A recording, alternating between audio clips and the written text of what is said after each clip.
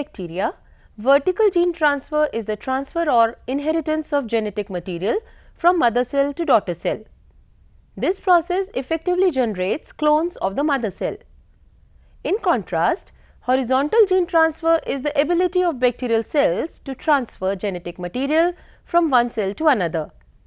This process thus allows genetic recombination or mixing together of two different pieces of DNA to generate a new unique DNA sequence. In bacteria, this process is crucial for generating genetic diversity within populations.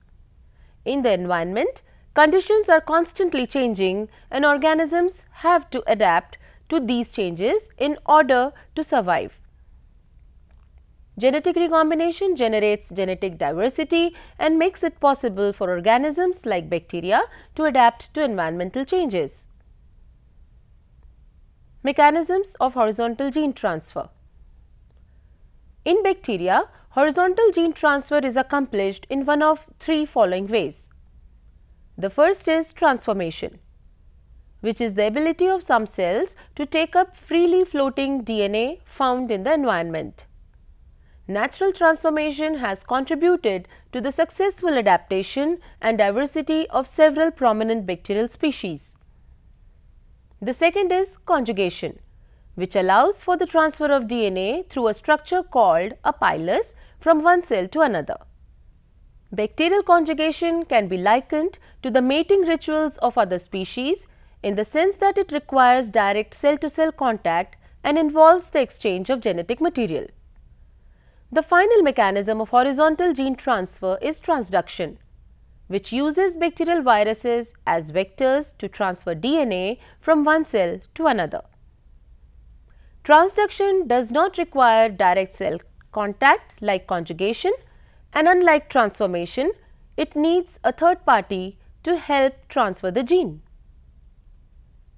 Discovery of transduction. It was first described by Joshua Lederberg and Norton Zinder in 1952. They were testing for recombination in the bacterium Salmonella typhimurium using two different strains. One was phenylalanine negative, tryptophan negative, tyrosine negative, and the other one was methionine negative and histidine negative. When either strains was plated on a minimal medium, no wild type cells were observed. After the two strains were mixed, wild type cells appeared at a frequency of about 1 in 10 to the power 5. However, in this case, the researchers also recovered recombinants from a U-tube experiment in which cell contact, that is conjugation, was prevented by a filter separating the two arms.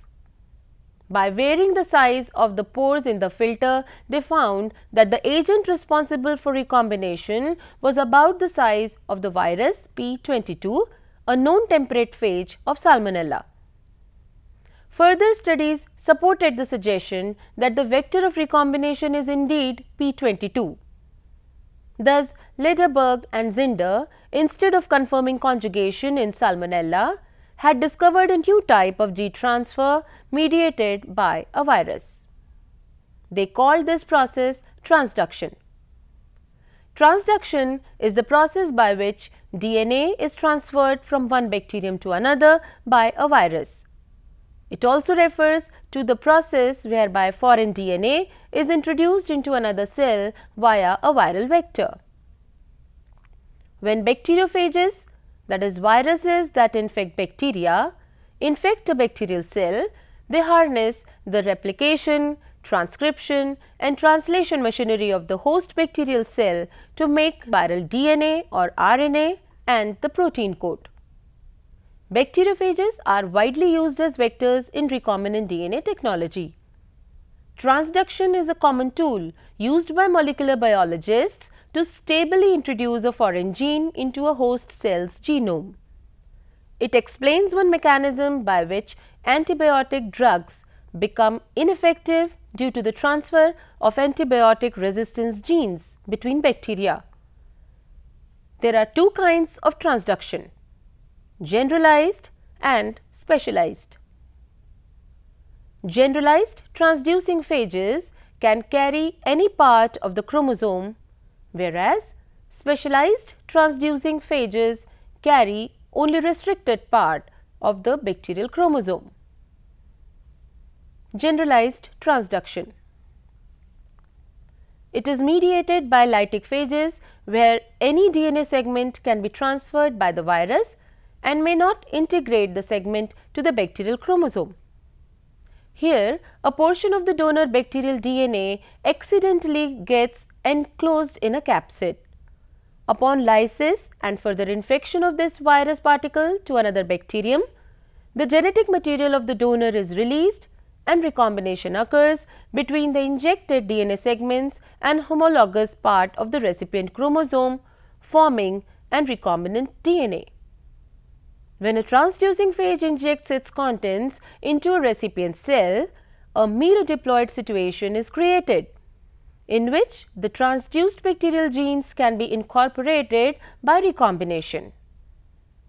Phages P1 and P22 both belong to a phage group that shows generalized transduction, that is, they transfer virtually any gene of the host chromosome. During their cycles, P22 probably inserts into the host chromosome, whereas P1 remains free like a large plasmid.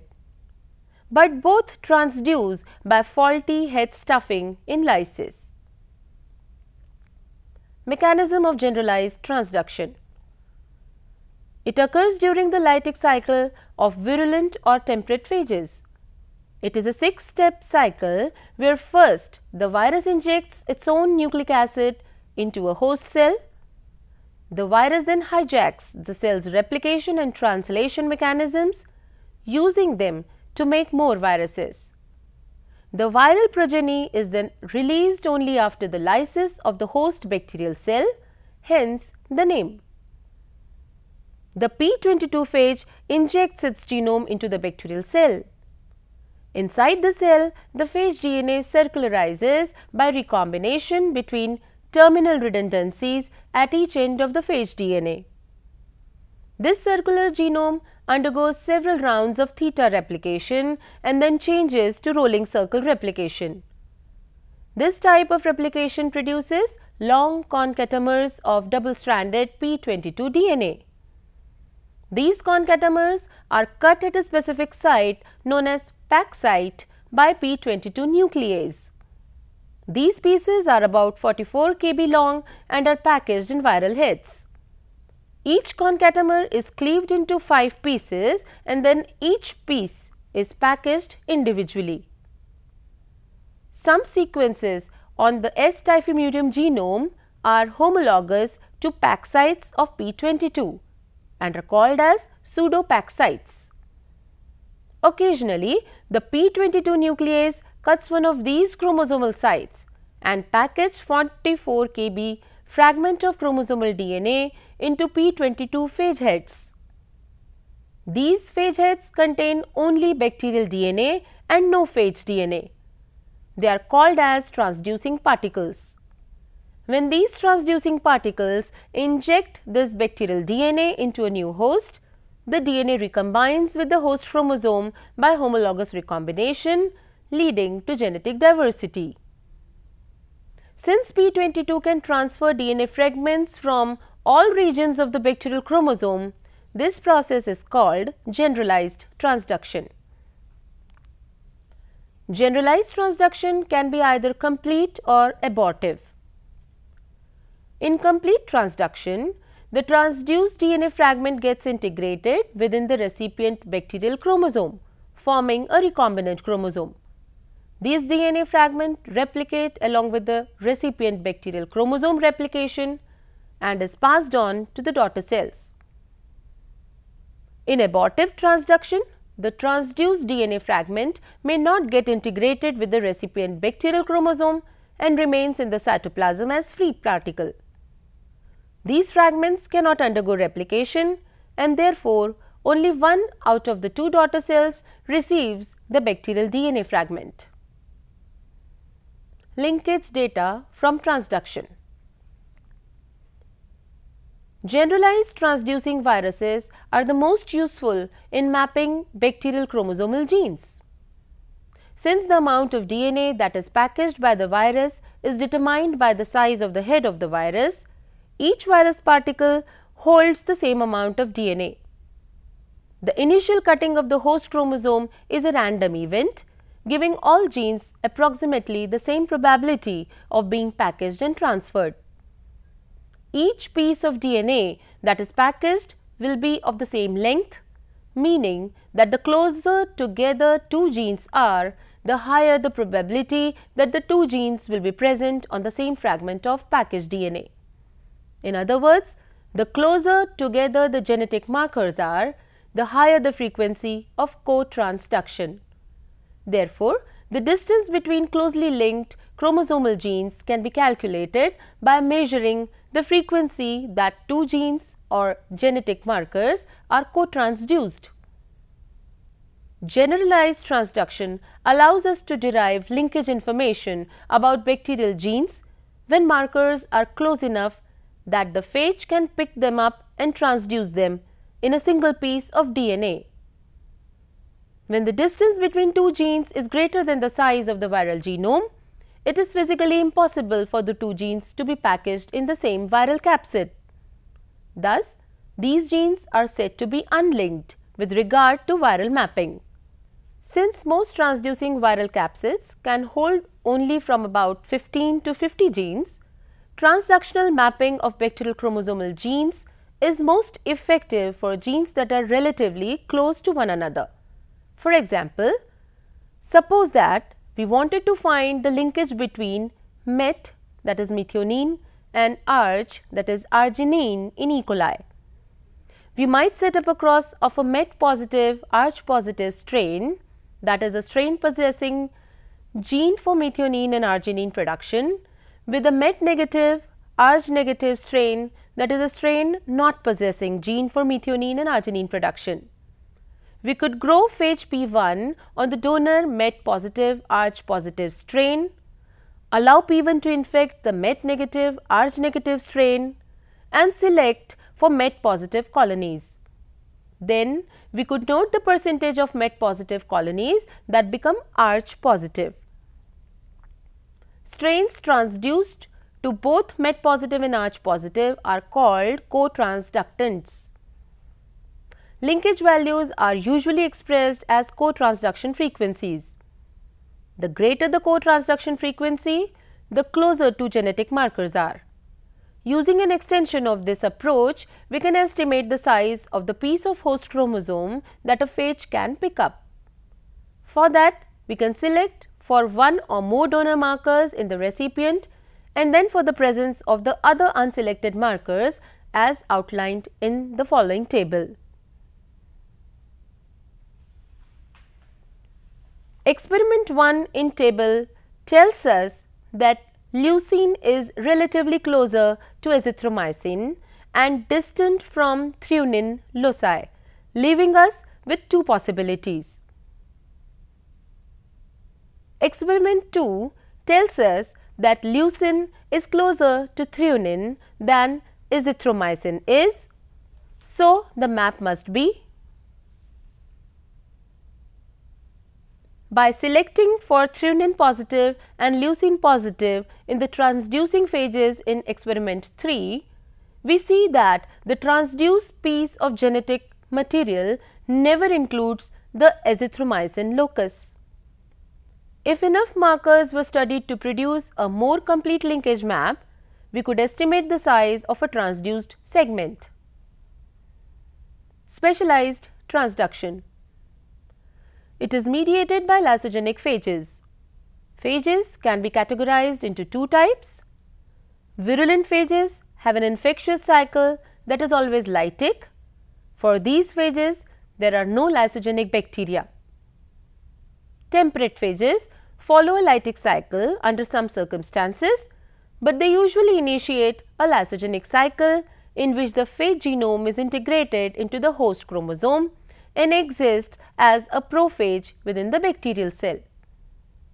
In this case, the lysogenic bacterium becomes resistant to superinfection and immunity conferred by the presence of the prophage, which is transmitted genetically through many bacterial generations. Temperate phages also cause lysis when the prophage is induced or activated. In specialized transduction, the prophage undergoes replication along with bacterial genome replication. Upon induction, the prophage detaches from the bacterial chromosome. At times, a portion of the bacterial DNA remains attached to the detached phage DNA. This excised phage DNA undergoes lytic cycle and infects another bacterium and transfers the bacterial genes from the donor bacterium. Here, only the bacterial genes that are close to the site of prophage are transferred. So, this transduction is called specialized. Mechanism of specialized transduction.